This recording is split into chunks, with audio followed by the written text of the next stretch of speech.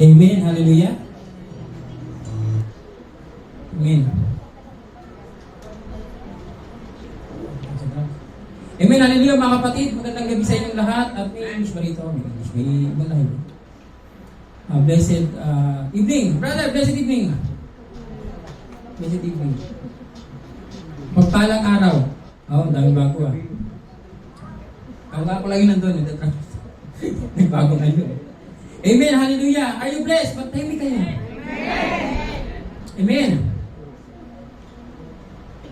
Tahimik nga. Amen. Yung mga nasa likod, tahimik ba tayo dyan? Amen.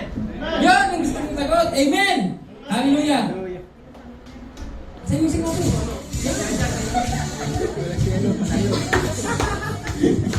Amen. Hallelujah. Amen. Hallelujah. Before yan, may tinatawagan ako isang kapatid natin dito. At itago natin siya sa pangalang Bro Ariel. Wala pa? On the way. Okay? Welcome natin si John Gordon. John Gordon. Amen. Praise God. Dito si John Gordon. Si Michelle, ano to? Cabaltera? Michelle Cabaltera. Amen. Praise God. Nandito si Michelle at si Mary Ann Francine. Yup. Francine Yup. Amen. Praise God. Kapatid tayo. MJ Barja. Barja. MJ. MJ. MJ. Oh. Mary Jane. MJ lang. Sal ba to? Casilio. Salve. Salve lang ha. Salve. Praise God. Salve. Nandito ka. Si Rochelle. Rochelle ba? Rochelle. Praise God. Si Rochelle na nandito. Si Amiral. Ayun na, si brother so. Amiral. Amiral, how are you, bro? Praise God. Si Noah. Ito na. Ito pag-usapan natin mamaya si Noah. Yan si Noah. Yan si Noah. Pag-usapan natin mamaya si Noah. Welcome Noah, baby Noah. Marilu Costa. Oh, praise God. Sino yung mga tinatawag? Amen mga kapatid. Welcome kayo dito sa church na ito. Walang itinataas dito kundi si Jesus Christ, His Lord and Savior. And naniniwala kami sa church na ito na the Trinity, the God the Father, God the Son, God the Holy Spirit, at si Jesus ay naging tao. Siya ay 100% na tao at 100% na Diyos. Okay? Ang aming church is full gospel. Born again Christian, full gospel. Amen? Hindi po kayo aksidenteng nandito. Si God po ang nagpapunta sa inyo dito. Amen. Amen. Sinong sagot ng amen? Amen. Amen. Welcome po natin sila. Mga kapatid, sabay-sabay. Welcome natin sila. Yung 8, 9, kasama si baby. Okay, 1, 2, 3, welcome! Amen. Hallelujah. Hallelujah. Hallelujah mga kapatid. Welcome. At sa mga nag-attend nung nakaraan taon pa, wini-welcome ko sila ulit ngayon. Nakaraan taon. Sino po mga nakaraan taon? Wow! Nakaraan taon! Amen! Hindi nalala ko nung nakaraan taon. Sino po mga nakaraan taon dito? Siyempre si Jana? Amen. Praise God. Amen. Praise God. Amen. Ang ating pong theme na pag-usapan ngayon is the power of time. Power of time. Yeah. The power of time. Mga kapatid, tanong ako. How you spend your time? Is it spending your time kung ano man yung gusto nyo? Dito sa mundong ito, dito sa earth, which is temporary? Or you spend your time to your Creator, who is eternal. Mga kapatid, we are living in end times. End times. Yung mga hindi nakakaalam na end times ngayon, end times po ngayon. Okay? Mga lahat nakaano yung naghihintay ng end, no? Tayo meron, wala pang end, di ba? Kaya, kapatid, nasa generation tayo ng end times. Okay? We are living in end times. At ang ating text at passage ay matatagpuan sa Matthew chapter 24 verse 32 to 35. Sabi dito, from the fig tree learn its lesson as soon as its branch. Magsitayo po tayong mga kapatid. Magsitayo po tayong lahat. Amen. Dito ko. From the fig tree learn its lesson as soon as its branch become tender and puts out its leaves. You know that the summer is near. So also when you see all these things, you know that He is near at the very gates. Truly I say to you, this generation will not pass away until all these things takes place. Heaven and earth will pass away, but my word will not pass away. Let's pray, Lord. Salamat, Panginoon Diyos, sa gabing ito, Lord God. Patuloy kay Panginoon na magpurilit sa mahinat at kailahin, Lord God. At Lord, anuman, Panginoon, ang karumihan sa buhay namin, sa puso namin, sa isipan namin, Lord God, alam namin, Panginoon, at inaanyayahan namin kayo na kayo ang pumatnubay sa aming mga iniisip at sa puso namin, Lord God, na tanging iyong mga salita at tanging iyong mga will, Lord God, ang laging pangutawi dito sa puso namin, Lord. And we pray, Lord God, na Holy Spirit na lagi mo kami bantayan at bigyan ng knowledge, ng understanding sa iyong mga salita. Buksan ang aming spiritual eyes at ears, O Lord God, na maintindihan ang iyong salita, O Lord. Sa mga nandito, O Lord God, we are hunger in your word, O Lord. And thank you, Lord God, for tonight, Lord God. I know in your back, O Lord, that you are the only one who glorify. In your word, O Lord God, ay madeliver na maayos. And you are the one who speak and use me as an empty vessel of your word, O Lord God. Salamat, Panginoong Diyos, Banal na Espiritu, salamat. Salamat sa buhay na pinagkaloob niyo sa amin. Salamat, Panginoong Diyos, sa opportunity, sa blessing na pinagkakaloob niyo sa amin. Maaaring hindi namin naiintindihan ng lahat at hindi namin nakikita kung ano nasa harapan namin. But Lord, you are always reminding us, Lord God, the meaning of life is not only here, but in your side, Lord God. Salamat, Panginoon Diyos, sa gabi nito. Sa mga darating pa, Lord, protektahan po sa gabayan sila, Lord. We believe, Lord God, in your blood. There's a power, Lord God, in the name of Jesus. Salamat, Panginoon Diyos, sa gabi nito. We declare victory in the name of Jesus. Amen and amen. Amen. Dito sa ating sa Matthew chapter 24 verse 32 to 35, itong buong chapter na ito, pinag-uusapan natin dito is the end times. End times, bago dumating ang end times. Hindi pa siya end times. Bago dumating, may mga symbols, may mga sign, at yung mga katulad natin na hindi alam kung anong ibig sabihin ng signs ni Lord according to the Bible, according to the Word of God, kailangan nating malaman yung kapatid para hindi tayo maging sa comfort zone natin, hindi tayo yung kukuya-kuya-kuy, hindi tayo yung bukas na lang ako luluhod kay Lord at ngayon gagawin ko muna ang mga bagay na gusto kong gawin. Bukas ko na muna siya i-obey at ngayon gagawin ko muna ang gusto kong gagawin. Jesus uses the parable of fig tree to illustrate the certainty of His return and the signs that will precede it. He explains that just as the budding of fig tree signals the approach of summer, the sign He has described indicate that His coming is here. Okay, tingnan niya yung dun sa yung picture ng fig tree. Yung budding fig tree. Yan po ang budding fig tree. Ibig sabihin yung attender nagsisimula pa lang sumibol. Kapag nakita natin yan, nung panahon yan, pag nakita nila na yan ay sumisibol na, pasibol pa ganun, pasibol. yan, yung fig tree, ay nangangahulugan na ang pagdating ni Christ. So sa panahon nila, prophesy pa lang until now. Pero nasa end times tayo. Amen. When the disciple of Jesus see the false Messiah, kasi nung time na yan, ipinakita ni Jesus na darating ang mga false Messiah katulad niya, pero magpapanggap na siya.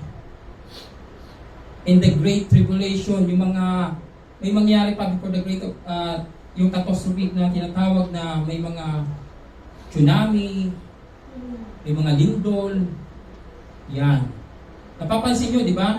May mga nalalaglag na eroplano galing sa dagat, di ba? Ay, galing sa taas. Okay? Yan. At yung the Great Tribulation na tinatawag. At persecution. Kapag tinanggap mo si Jesus Christ, may persecution sa iba. And that they would see the fulfilling of these things in their own lifetime. Mapupulfill ang sinabi ni Lord. Jesus said that His word will not pass away even as heaven and earth do, assuring His followers that this event will surely come to pass. Sabi niya, di ba? Heaven and earth will pass away, but my words will not pass away. At lahat ng sinabi ni Jesus, according sa chapter na ito, ay mangyayari soon. But ang pinag-uusapan natin ngayon, yung mga sign na mangyayari. At marami na kayong nakikita at nararamdaman. Minsan hindi sa ating dito sa UAE, pero mapapansin nyo meron din dito sa UAE nagkaroon dito, di ba? Yung inatake ng Amalekite. Iran. Iran, di ba? Natake. Nararamdaman natin yan, pero hindi pinapalam sa inyo, di ba? Pero nandyan sa news. Pero hindi kayo binibigyan ng kaba. Amen. Sino nakakalam yan? Wala? Wala nakakalam yan. Nako, pag natamaan kayo ng Amen. Just like the disciple of Jesus knows the preparation. Alam nila kung paano mag-prepare dahil meron silang sinabihan sila ng kanilang teacher, which is Jesus Christ. And how about you, brothers and sisters? Paano ka ba prepare? Tulad ng prepare mo ng baon mo yung umaga sa pagpasok. Piniprepare mo kailan? Pagkagising o pag-alis mo na? O gabi muna, dito niya prepare, tas bukas, pagpasok na ng mga alas 3, di ba? Agaling gising, no? Alas 3, wala nang ligo, wala nang lahat, wala. Yung bihis nyo nung gabi pa, di ba? Tapos diretso na. Pero nakaprepare mo ng gabi. Ganun ba ang preparation? At paano nyo i-prepare ang future ng iyong family? Paano ba? Marami tayong ginagawa at marami tayong gagawin how to prepare the future of your family. Kaya nga kayo nandito eh. Di ba? Ang number 1, bakit tayo nandito is to earn money for our family. Amen. Ang tanong, how do you prepare for Christ's coming? Paano nga ba? Christians are mandated to prepare for Christ's coming. How to prepare for Christ's coming? Paano nga ba mag-prepare? Number 1, understand God's time clock. Sabi dito sa 32 and 33, from the fig tree learns its lessons as soon as its branch becomes tender and puts out its leaves. You know that summer is near. So also, when you see all these things, you know that He is near at the very gates. Sabi dito, Christ compares the sign He has described to the budding leaves of the fig tree. Budding leaves.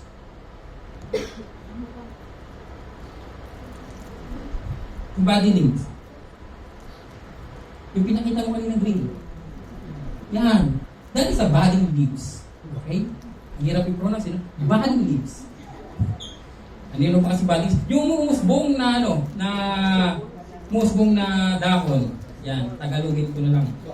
Umusbong na dahon. Ikinumpare ni Jesus yung umusbong na dahon patulad ng pagdating niya. Amen? Na siya'y nalalapit ng pagdating niya.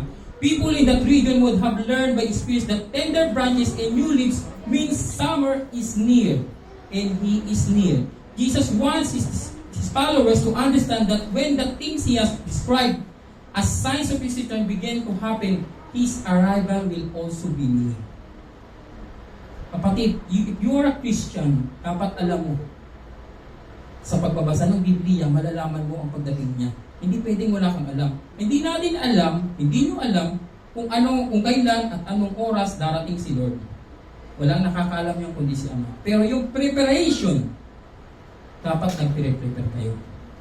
Dapat ready kayo. Hindi pwedeng hindi nyo alam. Diba? Hindi nyo pwedeng hindi alam.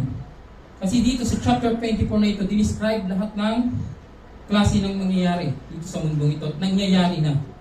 Katulad ng mga nag-aaway-away na bansa. Nag-aaway-away mga kapitbahay nyo. Diba? Bansa yan eh. Kapitbahay nyo, ikaw, kapitbahay nyo nag-aaway-away. Nakikita nyo yan. Kunting lang, ang init-init ng ulo.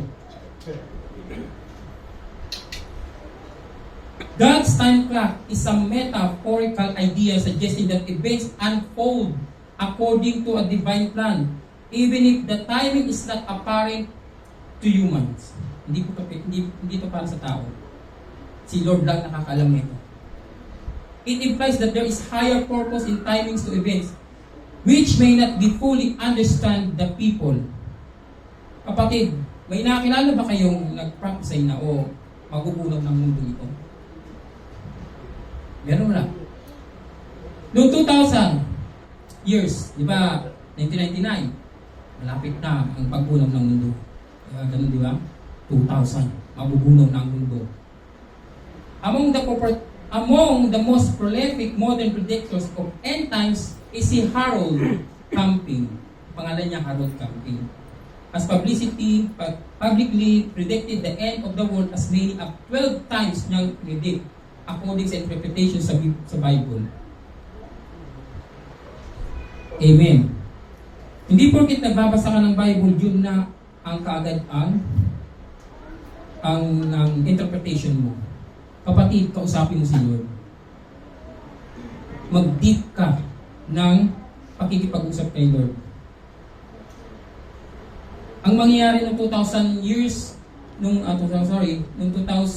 year 2000, baliktad. Year 2000, ang sabi dito yung mga computer daw mawawala ng function. Yun yung prediction nila, yung time na yun. Hanggang sa na ba tayo na yan? 2025 na. 25 years lang nakalipas. At hindi pa nagunaw ang mundo. Ngayon, yung pag-uusapan natin, totoo ba sinasabi nito na magugunaw ang mundo? Totoo po mga kapatid, ang Word of God is a reliable source and trustworthy. Kaya kung ang pinagbabasihan mo lang ay yung kaibigan mo, yung teacher mo o yung mataas tao na kaibigan mo, ay hindi yan ang reliable source. Ang Biblia po ang reliable source natin. Amen. Sa pagdating dito mga kapatid, paano mo ba spend yung time mo? Sa pagdating ng end times, we are living in an end times. Sa pagdating, bago dumating ito, ano bang ginagawa mo? Are you playing golf? Golf. Are you playing golf?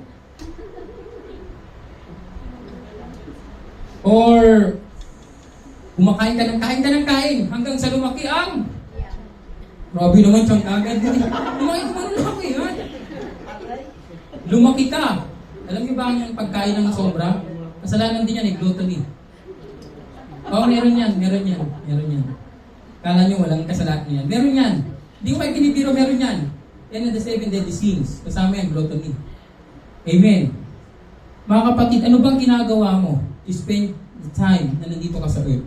Saan ka ba busy? Sa trabaho mo, sa part-time mo, para sa pamilya mo, hanggang sa magkaugod-ugod ka na para may provide mo lang yung para sa pamilya mo. Naghahanap ka ng church na perfecto na hindi ka sisitahin. Come and go ka lang. Pupunta ka sa pag nainis ka na doon sa boss mo, magre-resign ka na kasi hindi mo na gusto. Parang pag may best friend ka, pag sinita ka, Hindi na kita best friend, iba ng best friend ko doon. Kapatid, kapag ikaw ngayon sa end times, dapat alam mo kung paano i-manage ang time mo. Paano ka mag-spend times. Paano mo i-spend yung time sa iyo, sa iyong buhay.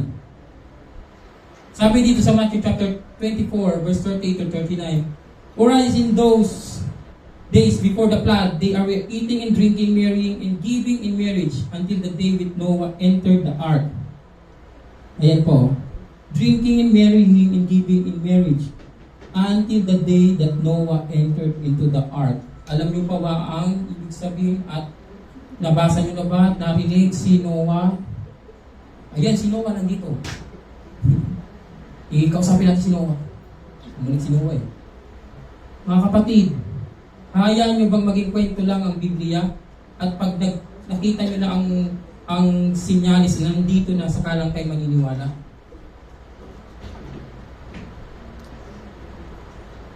And they were unaware until the flood came and swept them all away. So will be the coming of the Son of Man. Nung totoo na pala, saka lang sila naniwala. Kasi ganito ang prinsipyo ng bawat tao. Even Christian and non-Christian, ganito ang prinsipyo.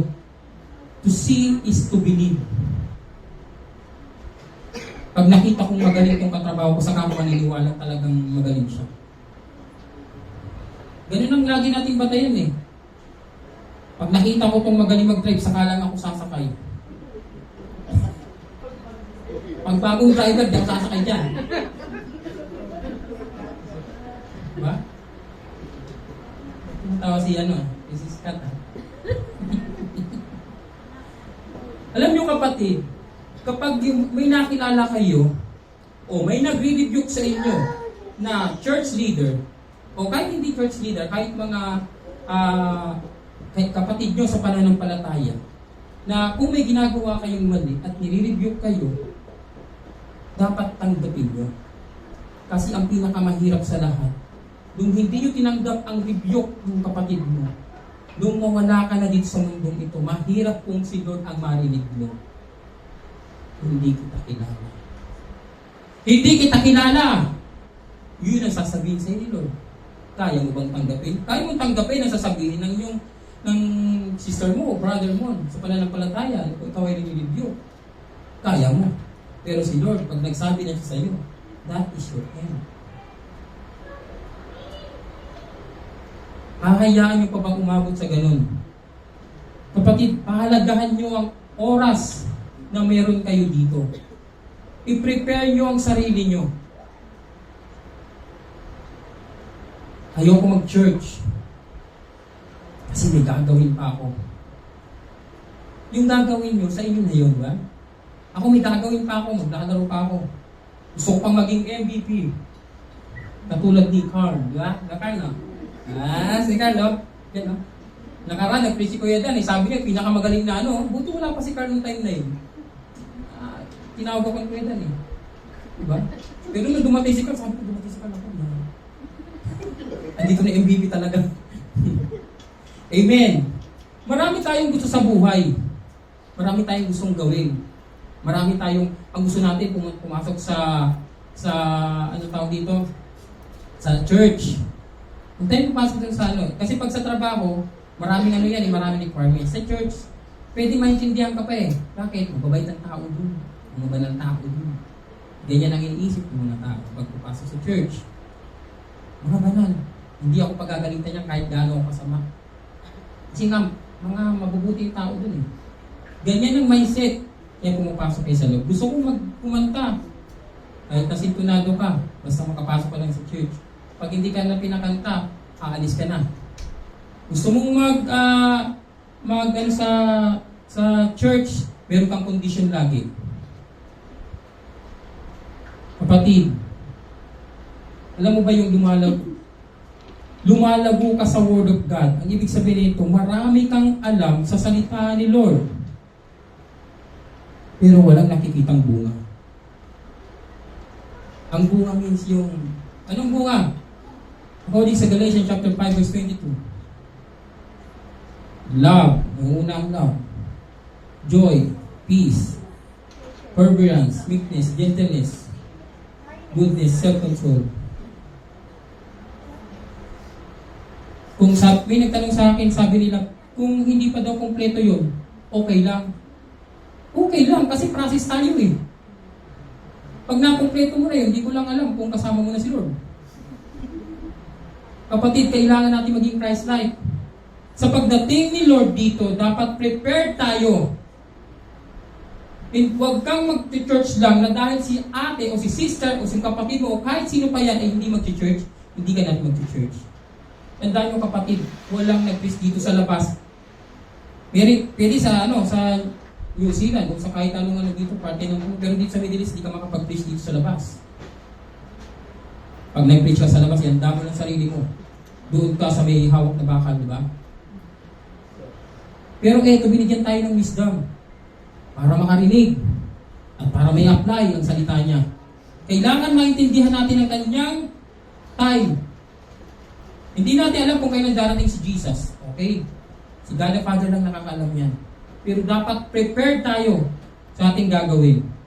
Some believers look for church like they look for a store on sale. Parang papupunta lang sa church, ito okay na dito sa church na to. Ito, maganda dito. Kapatid, pag pupunta ka sa church, kailangan, alam mo, na ang itinataas doon ay si Jesus. Si Jesus mismo. Maraming Kristiyano, yung altar ay nagiging showcase. Tinitingnan lang natin na ganyan. Habang nag-play sila dito, habang nag-worship sila, ikaw, nakaganon ka. Ganon. Kapatid, walang nakakita sa iyo kundi si Lord lang. Kung makita ka naman ng brother, sister mo, hindi ka naman sisitayin yan eh. Nang una, nasa church ka. Bawal daw magalit. Kasi baka hindi ka na bumalik. Amen ba? They pray when they need, but forget when they receive. Nagpipray ka kay Lord, pero hindi mo alam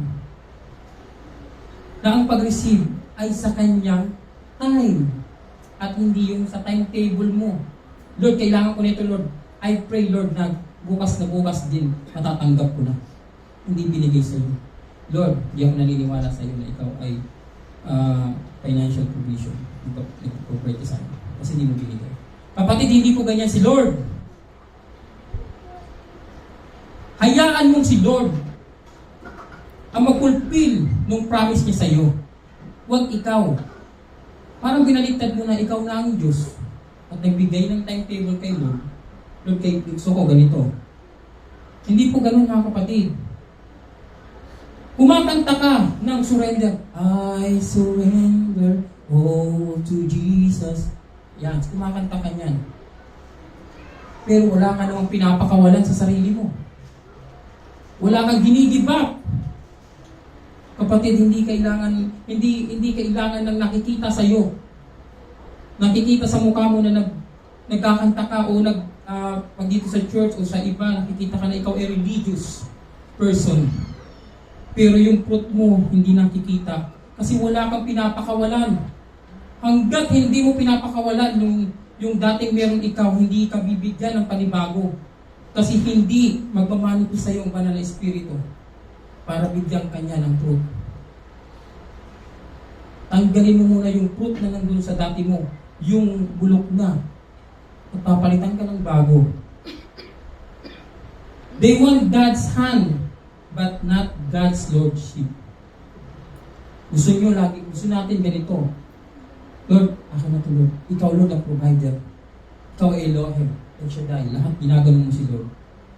Pero, sa reality, ang nagiging Lord mo pa rin ay ang sarili mo. Hindi si Lord. Sabi dito sa Ecclesiastes chapter 3 verse 1, for everything there's a season, a time for every matter under heaven. Everything has a season, brother and sister. Hindi lahat po, sabi nila, bakit? Hindi naman araw-araw Pasko eh. Diba? Pag sinabi kasing Pasko, bongga, diba? Maraming handaan, may pagkain, may mga gift, di ba? Ganyan ang iniisip nyo. Kapatid, hindi po ganyan ang ipinapamuhay ng Kristiyano tinuturo sa Biblia. Ang Pasko ay araw-araw. Love po ang dinidistribute natin sa iba. Everything has a season for every reason for every season. Huwag na kayong maghintay. Understand the God's time clock.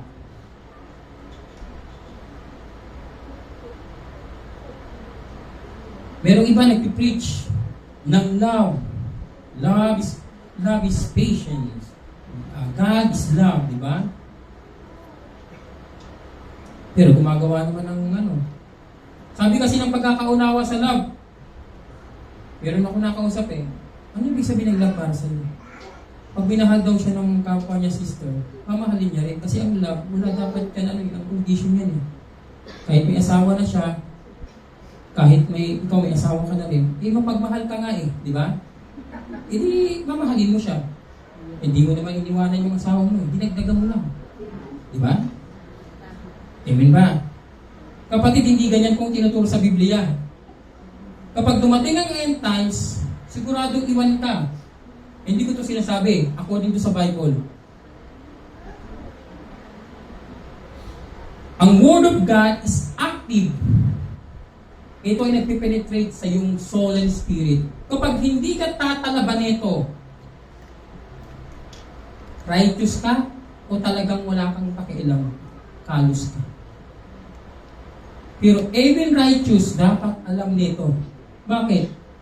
Kinokorek ka nito at nagdidesal ito ng thoughts mo kung ito ay right o wrong. Malaki ang natutulong ng Word of God sa atin. They say they trust God but still rely on themselves. I trust you, Lord, with all my heart, and lean not on my own understanding. Okay? Nag-usap na si Lord. I trust you, Lord. Pero nakarelate pa rin sa sarili niya. Kapatid, kapag na yung end times na alam nyo na, marami nang nangyayari, marami kayong nababalitaan, yan po ang mga sign na nalalapit ng pagdating ni Lord. Nalalapit ng pagdating ni Lord. Sabi nga lang nandito sa church, gusto kong mapuno ito. Diba? Ganun yun. Gusto kong mapuno ito. Paano pupunuin? Ang topic mo palagi puro repentance. Walang gustong mag-repent. Gusto lagi blessing. Pag sinabing, I will bless you. Marami magtataas, di ba? Pag repent, you have to repent. It's the kingdom is at hand. Magsisilayuan. Kapatid, si Lord huwag yung lalayuan. Kasi, itong mangyari mga kapatid whether you like it or not, haharap kayo kay Lord. Haharap tayo kay Lord. Kahit tumakas ka pa dito, magpakamatay ka man dahil masyado ka ng wicked, masyado ka ng righteous, kahit ano pa yan sa'yo, haharap ka kay Lord. Wicked or righteous, haharap kay Lord. Sabi nga nung kasama namin kung gusto mong maging masama, talagang ayaw ka mapigilan. Ayaw ka talagang mapigilan Gusto mong alam mo ang tama't mali. Halimbawa ganito, anak, bawal manigarilyo. Sabi ko na nga, anak, bawal manigarilyo Anak, bawal uminom. Huwag kang uminom.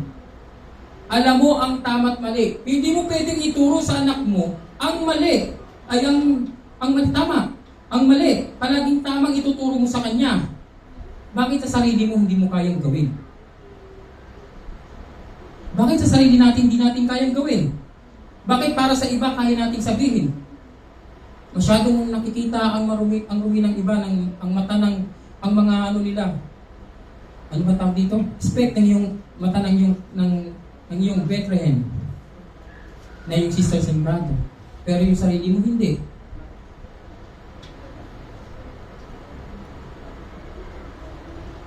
Kapatid, ang pagdating po ni Lord ay kaparehas ng panahon ni Noah. But concerning the day and hour, no one knows, but even the angels of heaven, nor the Son, but the Father only. But as were they the days of Noah, so will be the coming of the Son of Man. You know and understand that God's time clock. Ano ba pinagkakabisihan nyo, kapatid, sa inyong buhay? Ito ba yung pleasure sa katawan mo? Gusto mong mangyari? Kasi pag ganito, may mga kasabihan pang ganito, lagi kong naririnig ito, at noon sinabi ko rin ito, gagawin ko na ang gusto kong gawin, kasi pag namatay ako, di ko na magagawa. Doon sa langit, walang beer. Totoo pala yung kantang yun. Doon sa langit, di ka na pwedeng tumingin ng ganun sa mga babae. At ang mga babae hindi na pwedeng makipag-date online. At tumingin doon sa picture nila, oh, gwapo, kamukha ni Alden picture. Pero nung nakita, kamukha ni Alden, bento.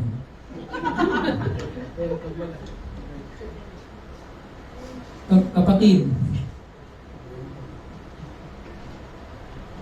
yung salita ni Lord na nandito, na naririnig nyo, alam nyo bang, sabi ng iba, at kapag ikaw ay niyayaya mong sisters mo o brothers mo na magsimba, mag-attend sa cell group, mag-attend sa ganito, mag-attend sa prayer meeting, lahat ng gawain sa church, pati din mo.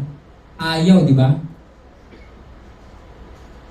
Tapos sasabihin pa sa'yo, baka sumobra ka na niya ng langit. Kapatid, hayaan mo sila. Ipakita mo kung sino ka sa harapan ni Lord. Ikaw ay anak ni Lord. Ikaw ay anak ng Diyos. Sa pagdating ni Lord dito, sa pagdating, dapat ready ka. You should prepare yourself for the coming of Messiah because these things, this event is assured by God that it will happen. Mangyayari ang mangyayari. Ano ba bang nagpipipigil sa inyo? Bago, ang service kay Lord ay hindi nakikita dito sa loob ng church lang. Nasa labas. Nakikita sa iyo pagiging Kristiyano. Nasa loob ka ng simbahan. Pero hindi naman nakikitaan. Nung unbeliever ako, tinitingnan ko, mula ulo hanggang paa, hindi lang leader, lahat ng tao sa loob ng church. At isa lang ang sumublay sa kanila, mag-church pa din ako. Sablay. Hindi po yan ang basihan ng Kristiyano. Ang basis ng Kristiyano is si Christ at hindi Kristiyano. Bakit ko ba ako, kapatid, pinipilit mag-gano dyan, simba? Hindi naman yun ang gusto kong simbahan eh. Ang gusto ko yung hindi ako pinakikailaman. Yung gusto ko yung free will ko. Kapatid, pag walang nakailam sa inyo, sabi ko sana sa inyo, pag si Lord nang nakailam sa inyo, at nawala kayo dito, sasabihin nyo, bakit nandiyan ka? Matagal na kita sinasabihan, kapatid eh. Bakit hindi mo pinilit sa akin na totoo pala to si Jesus? Kapatid, kahit ipilit ko sa iyo, papilit ka rin na gawin ang mga bagay na nandito sa mundo, which is temporal. Kailan ba tayo maniniwala na ito ang Biblia ay totoo, na ang Word of God ay totoo? Kailan tayo maniniwala, mga kapatid, na ang time table ni Lord ay darating na ngayon? Nasa end times tayo. Busy ka pa sa trabaho kasi hindi pa napupromote? Busy ka pa kasi may pinapaaral ka? Masyadong malaki ang ang tuition fee? Ang tuition fee ni Darling? Masyado ba? Masyado bang malaki? Kapatid, ang oras para kay Lord ay hindi natin tinitipid at hindi natin binibigyan si Lord. Lord, sa kanila akong deserve. Pag okay na ako. Lord, sa kanila akong deserve kasi marami kong pinagkakautangan sa church. Kasi yung church na ito, ikukondem ako eh. Kapatid, wala nang sa iyo kung mag-utang ka pa dyan. Alam mo bang binayaran na ni Lord ang lahat ng utang mo? Hindi pera ha? Utang mo na kasalanan. Bakit mo ihahalimbawang sarili mo sa iba? Sabihin, intindihin ka. Pero sila hindi mo naintindihan. Kapatid, ang sinabi ng love para ni Lord, sabi ni Lord, dalawa lang yan. Love the Lord your God with all your heart, with all your soul, with all your mind, with all your strength. At yung isa, love your neighbor as love yourself. Wala kang gagawin sa sarili mong mali o masaktan. Ganun din sa kapwa mo. You have to prepare yourself. Dapat maging ready tayo mga kapatid. Huwag kayong pagka naginayaya kayo sa cell group, ayan cell group na naman. Tataba ako dyan. Siguro pagkain dyan. Alam mo kapatid, mas magandang tumaba sa pagkain spiritual. Tumaba ang espiritu mo. Kaysa maging malnutrition yung espiritu mo. Yung ibang maraming alam sa Biblia pero walang, hindi nakikita, hindi na-apply. Ang Word of God ay hindi para sa iba. Para yan sa iyo kasi tao ka. Kaya ka tinawag ng Word of God, para yan sa tao. Hindi yan para sa iba. Para rin sa kanila yan. Pero hindi para yan sa iba, ipanlaban mo o ikaw ang magaling. Sa'yo yan. Makita mo na sa'yo. At pagdating ni Kristo dito, ano sasabihin sa'yo? Well done! My faithful servant.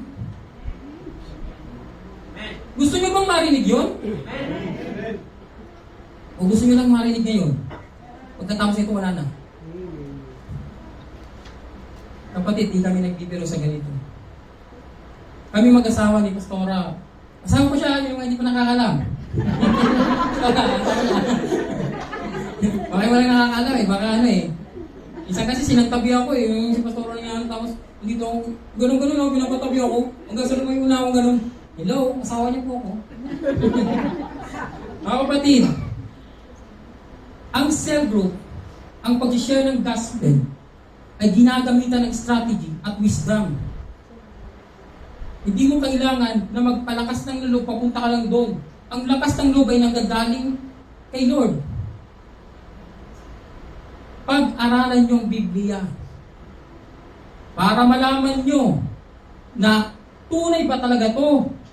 Sinabi to ni brother, ni sister, hindi ganun ang basyan mo. Yung basis mo ang Bible. Kapag may nag-preach sa'yo, Matthew chapter 24, verse 32 to 35, tingnan nyo yan sa bahay nyo, basahin nyo yung buong chapter. Hindi po biro yan.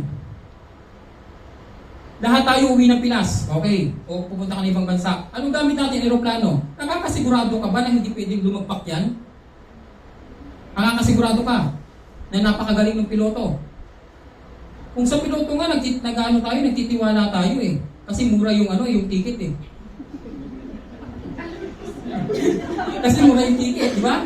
Nag-aagawan pa. 1 peso. Cebu Pacific, di ba? In-endorse, Pero pag kay Lord, hindi kayo nagtitiwala. Ang lakas ng tiwala natin doon sa piloto, sa aeroplano. Pero kay Lord, hindi nakikita. Kapatid, pag nag-a-attend kayo ng church, ang pupuntahan nyo dito ay makinig ng salita ni Lord. Pag nag-praise and worship dito, mag-worship ka din. Huwag yung, nakaganon ka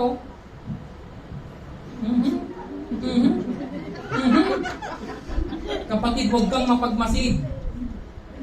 Lahat ng brethren dito sa loob, mapa-leader, member, o kahit sino ay pantay-pantay tayo dito. Ang tinataas natin ay walang iba, kundi si Kristo.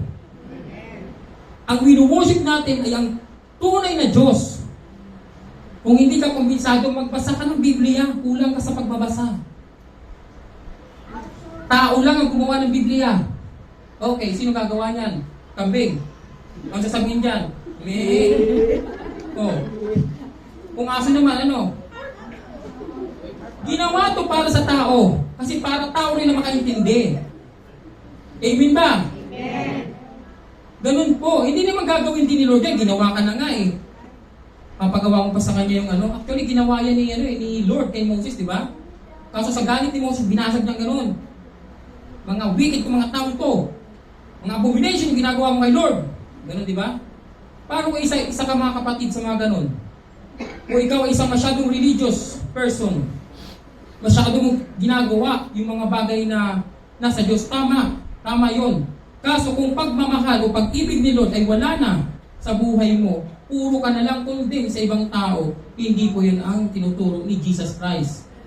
Anong sabi niya? Pag may kaaway ka, noong unang panahon, doon sa Levitico, sa mga law, unang panahon, ang sabi, pag may kaaway ka, eye to an eye, ngipin sa ngipin. Nagkakalain sa hanggang, di ba? Ano sabi ni Lord? Pag may kaaway ka, ang gagawin mo? Wow! Ang pinakamahirap sa lahat, ang mahalin ang hindi karapat-dapat. Diba? Yan! Kapatid, mahalin natin yung dahil ng itinuutos ni Lord. Mahal ba natin si Lord? Yes! Walang kondisyon kung mamahalin natin siya. Lord, mamahalin lang kita kasi kung gagawin mo ito. Lord, hindi ko ito mahal kong taong ito eh. Pero mahal kita. Hindi mo tunay na mahal si Lord kung hindi mo kaya magmahal ng iba. Hindi mo kaya magpatawad sa iba kung hindi ka humihingi ng tawad kay Lord. Kapatid, to prepare for Christ's coming, you should understand God's Word. Sabi dito sa verse 35, heaven and earth will pass away, but my words will not pass away. Lahat tayo dito, lahat ito nakikita natin, pati ikaw, pati ako, lahat tayo dito mawawala. Pero ang salita niya, kailanman na hindi mawawala. Yun pong ibig sabihin ni Lord sa atin. Jesus to say that His word are more unchanging, solid, trustworthy, and permanent than the heavens and earth. One of His strongest claims is you to be eternal being. Doon sa John chapter 8 verse 58. Yan ang sabi niya, Jesus said to them, truly, truly, I say to you before Abraham, I am. Yan yung kung babasahin niyo yan. Basahin niyo sa Biblia para malaman niyo kung sino yung Lord natin. Hindi ka mananampalataya sa Diyos kung hindi mo siya kilala. Hindi pwedeng nananampalataya ako kahit di ako nag-church. May pananampalataya ako pero hindi ako nagbabasa ng Biblia. Kilalanin mo ang Diyos mo. Ang sabi niya, before pa ito, i-create, nandito na ako. Before pa si Abraham, nandito na ako. I am. I am means Yahweh. Christ is declaring His ability to speak directly for eternal God in heaven. Yung sinabi niyang I am. Siya ay Diyos. Etong tanong ko, nung dumating ka dito, sinabi mo ba sa mga kapatid mo, tao kaya ako? Tao ako, brother, tao ako, sister. Sinabi mo bang ganun? Wala kapatid kasi alam na tao ka eh. Pero kung hayop ka, makikita nila yon. Kapatid, tao ka, hindi na kailangan sabihin na tao ka. Ganun din si Lord nung pumunta dito. Hindi niya nasasabihin kung Diyos siya o hindi. Ipapakita niya sa gawa. Ipapakita niya sa kanyang mga salita. Jesus was there when they began. Andito na siya, sabi sa John 1:1. John 1:1. In the beginning was the Word, and the Word was God, and the Word was God. Siya mismo ang salita. Hindi sa pamamagitan niya, walang mabubuo dito. Walang mangyayari dito sa mundong ito. Walang mundong ito.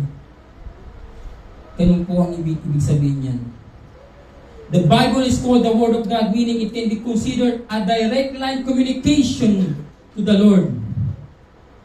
Divinely inspired by the authors of respected, katulad nila Moses. Hindi mo nga nakita si Moses pero sinulat ito. Pero nakarating sa atin yung magandang balita. Doon sa Old Testament at sa New Testament. Jesus assuring His followers that His words are absolutely reliable and cannot be thwarted in any way. Sabi doon sa Isaiah chapter 40 verse 8, the grass withers and the flowers fall, but the word of God endures forever. Pati ikaw kapatid, nalalanta ka din. Pero si Lord hindi. Napapansin nyo ito kapag ikaw ay wala ka ng lakas physically. Pero tunay kang nagsiserve kay Lord. Kahit ano sabihin ni Lord sa'yo, punta ka dito, punta ka doon, punta doon. Tingnan mo. Yung physical mo na katawan, pinuprovide niya ng strength. Bakit? Yung spiritual mo, yung spirit mo, nagkukunik kay Lord palagi. At itong physical mo, hindi niya nalintana yung mga bigat ng nararamdaman niya. Kasi bakit? Ang espiritu mo ay napakalakas. Ganun pong ibig sabihin niya, kapatid. Kaya mapapansin niyo maraming Kristiyano na, ikaw pagod ka na, puyat ka na, lahat ng sinasabi ganun. Masama sa katawan niya, dapat natutulog ka 8 hours. Diba? Ang masama yan, bakit natutulog ka 1 hour na lang? Huwag ka lang yung ganyan. Tama yung mga sinasabi mo, tama yun. Pero sa kingdom ni Lord at sa pagsiserve kay Lord, kapatid, pag humingi ng tulong sa iyo yung kapwa, pupuntahan mo yan.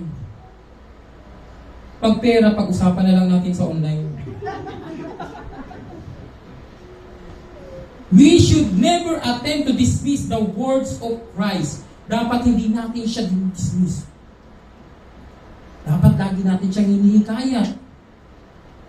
Talagang kinukuha natin yung si Lord. Pag sinabing word, siya po yun. Jesus Christ Himself. Ang salita niya ay siya din. The Word became flesh.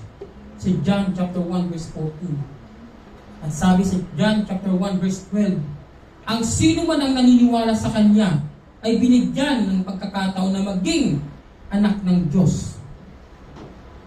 Walang makakapagbago ng kapatid. Wala. Depende sa iyo. Kung hindi ka pa rin naniniwala sa Kanya. Understand God's word is to understand God's will and grow in their faith, your faith. Makikita sa'yo na lumalago ka sa faith mo. Kasi kahit anong storm ang dumating sa'yo, bagyo, alam mo na si Lord ay magpuprovide ng comfort, na encourage, ng direction sa iyong difficult times.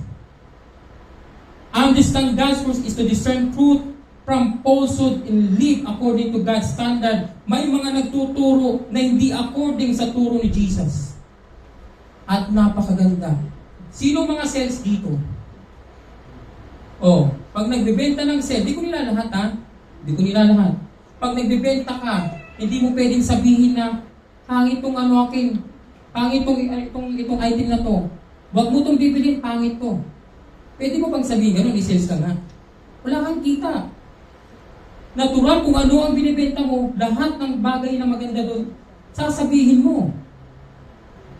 Magaling magsalita. Ganun din yan sa pagpipreach ng gospel, pagpipreach ng word of God, ng scripture ng Biblia. Kaya maigi kapatid, magbasa ka ng word niya. Ultimately, God's word points to Jesus Christ and the salvation He offers to you and me. Ang salvation, kapatid, ay hindi lang one time. Araw-araw dapat iniintindi yan. Sabi sa Matthew chapter 24 verse 30, sabi dito, then will appear in heaven the sign of the Son of Man, and then all the tribes of earth will mourn. And they will see the Son of Man coming on the clouds of heaven with power and great glory. Ganyan po i-demonstrate si Lord. Para maintindihan natin kung sino si Lord. Kung ano ang salita niya. Dinemonstrate siya na doon. He is coming on the clouds of heaven with power and great glory. Basahin yung Biblia. Mag-attend kayo sa mga cell group na tinatawag ng Bible study. Tutuhanin nyo at seryosohin nyo. Kasi kung by feelings lang yan, kapatid, kung anong sinabi ni Lord, tapos binasihan mo by feelings mo, ibig sabihin, hindi mo nire-respeto at tinuuna ng salita niya. Kasi your basis on your feelings, your emotion. God's words is not based on your feelings. You cannot, hindi mag-activate ang faith mo kung walang circumstances sa buhay mo. Hindi mo rin siya kakailanganin. Ang kanyang salita at mismong siya. Kung nasa iyo lahat, Sabi nga ni Daniel, nasa iyo ang lahat. To prepare for Christ's coming, you should understand how to awake before Christ's coming. Sabi niya sa verse 34, truly I say to you, this generation will not pass away until all these things take place. Itong generation po ito, sinasabi dito, describes that those alive much later will the final signs before Jesus returns appear in the skies. Sino gusto makasama doon? Yung mga buhay at yung mga hindi, yung mga namatay na nag-serve kay Lord ay kukunin niya. Saan? Saan kayo tatagpo? Diyan sa cloud. Sa impapawid tayo kukunin. Kung hindi ka sure, kapatid, magbasa ka ng Bible. Para maging sure ka. Christ stated earlier that the generation who heard Him speak in person on earth would not be by to the onset of His kingdom. Ibig sabihin nito, hindi lang may pupunta ka, na nandun ka sa CR. Sabi nga nila daw sa ibang, pag dumating si Lord, nasa CR ka, anong mangyari? Hindi ka pa tapos Kapatid, kahit ano pang ginagawa mo, kukunin ka ni Lord kung kukunin ka niya. Kung ginagawa mo, pinapagawa niya sa iyo. This thing or event that should take place is like ito yung tinutukoy doon na, ito yung tinatawag na abomination of dissolution. The severity of great tribulation and the cosmic signs and the coming of Son of Man. Kung babasahin yung buong chapter 24, ang tinutukoy doon, ito mga event na to, yung mangyayari before the coming of Son of Man. Jesus said, sabi doon sa Matthew chapter 24, verse 42 and 44, Jesus said to His disciples, stay awake, for an hour you do not expect, the Son of Man will come. Kapatid, gising ka ba? Gising yung physical mo, espiritu mo. Kamusta? Gising mo tulog.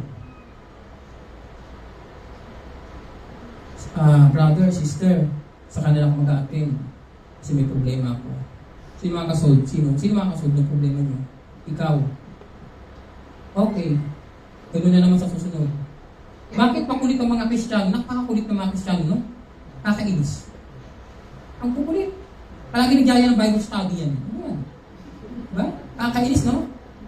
Kapatid, mainis ka na mainis. Pero ito'y para sa iyo, sa soul mo. Kasi ayaw ng Kristiyano na yon, ng believer na yon, ng follower ni Christ, na mapunta ka ng hell.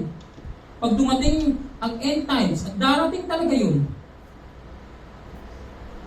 masaya kayo parehas. Kasama kayo eh. Pero kung pinakamamahal mo sa buhay, hindi tinunggap kay Jesus, ni-reject siya. Bye-bye. Kahit anong iyak mo, hindi may babalik ko. Ang word ni Jesus Christ, ang word ni Lord, ang word ni God will not pass away. You have to stay awake.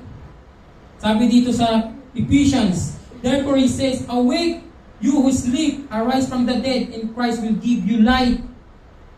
Jesus Christ is the light of the world. Awake, stay awake. To understand, kapatid, na nandito ka, kailangan lagi kang awake. Kung alam niyo yung kwento sa Bible na si Jesus Christ, kung mag-pray siya sa Gethsemane, sabi niya doon sa mga disciple niya, doon sa tatlo, na huwag kayo matutulog. Pagbalik niya, natulog na. Pagkatapos ng isang oras, pagbalik niya, tulog na. Tapos sinabi niya ulit, huwag kayo matutulog. Pagbalik niya ulit ng isang oras, tulog na naman. Disciple na daw ni Jesus Christ, bakit yun hindi pa sumusunod? Tayo pa kaya? Kapatid, hindi mo basihan si ang Kristiyano o yung follower ni Christ. Ang basis mo, yung sinasabi ni Jesus. Mismong sa source ka magbe-base, hindi dun sa resources. Sa source. Jesus has warns of various signs, including wars, famines, earthquakes, and false prophets that will precede the end times. Faithful and unfaithful servant stressing the predictability of the second coming. Believers must be faithful to God, endure trials and persecution, knowing that the gospel will be preached throughout the world before the end of time. Bakit hindi pa dumadating si Jesus? hindi mo pa siya sinishare sa iba. Kapatid, hindi po ang mga Kristyano nasa loob. Kasama ka. Huwag mong sabihin na sila lang. Hindi ako kasama niya. Kasama ka.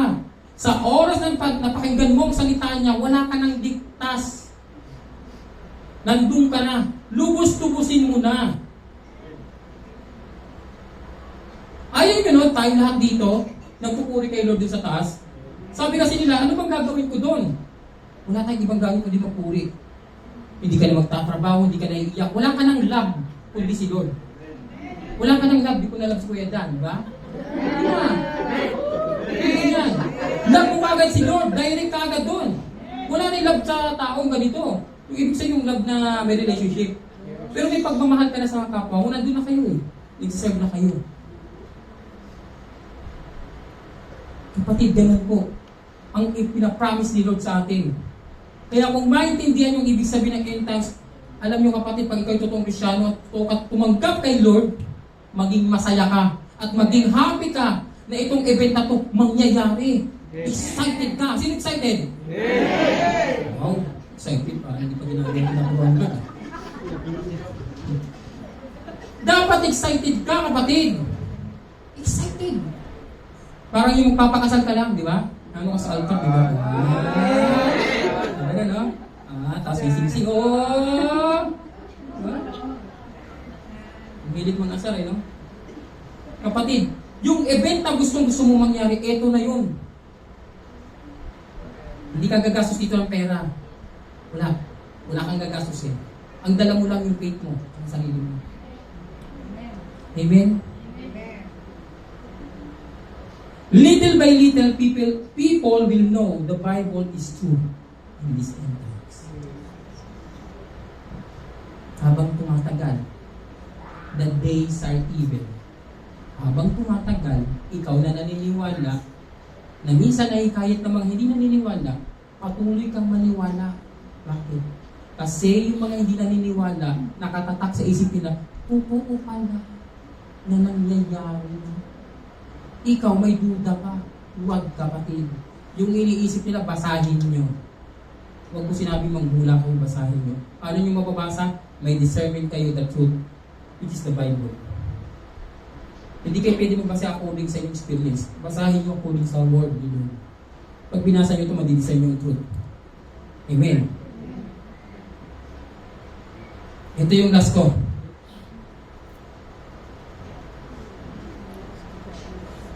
But the one who endures to the end will be saved. Amen. Kapatid, anuman ang masakit sa iyo, physically, emotionally, nasaktan ka ng kapatid mo, spiritually, nasaktan ka ng mga kapatid mo, physically, nasaktan ka ng kapatid mo, emotionally, kapatid, pinersikit ka, pinagtabuyan ka, hindi ka na kinilala nung naging Kristiyano ka. Pag naging Kristiyano ka, masarap na mahirap. Masarap kasi alam mo na may nagmahal sa iyo ng totoo na kahit kailan hindi ka iiwan at hindi ka pababayaan. Mahirap kasi yung mga kaibigan mo, tinakwil ka. Pamilya mo, tinakwil ka dahil sa faith mo. Kapatid, ang sabi sa Bible, sa Matthew chapter 24 verse 13, basahin niyo to. But the one who endures to the end will be saved. Kung alam mo na save ka na, anuman ang mga trials sa buhay mo, i-endure mo, kasama mo si Lord. Kasama niyo si Lord. Kung ngayon hindi ka pa naniniwala, maniwala ka, kapatid. Dahil ang salita ni Lord ay totoo, active, at kahit kailan hindi nawala ng kulay. Laging may kulay ang salita niya. Pag nagsiserve ka, huwag mong tingnan sa iba. Tingnan mo si Jesus. Tingnan mo si Jesus. Huwag kang tumingin sa kapwa mo Kristiyano. Kasi, pag titingin ka, isalamin at ganito makikita mo. Sarado mo. Kapatid, magpatuloy lang tayo mag-serve kay Lord. Kapag niyaya kayo ng mga cell group leader nyo na mag-attend kayo ng CG, hindi mo kayo papahamak yan. Hindi rin kayo pakakainin ng poison yan. Pakakainin kayo yan ng yung buhay. Yung buhay na kailanman hindi mo mawala sa iyo. Yan ang ibig sabihin, kapatid, ng word ni Lord, ng salvation sa buhay mo. These end times, kapatid, gawin niyo ang nararapat. Basahin yung salita niya. To prepare for Christ's coming, you should understand God's time clock. Understand God's word. And understand how to be awake before Christ is coming. You must understand, kapatid. This is mandated by God. And it is for you and for me to understand His word. His love. His unfailing love. Glory to God.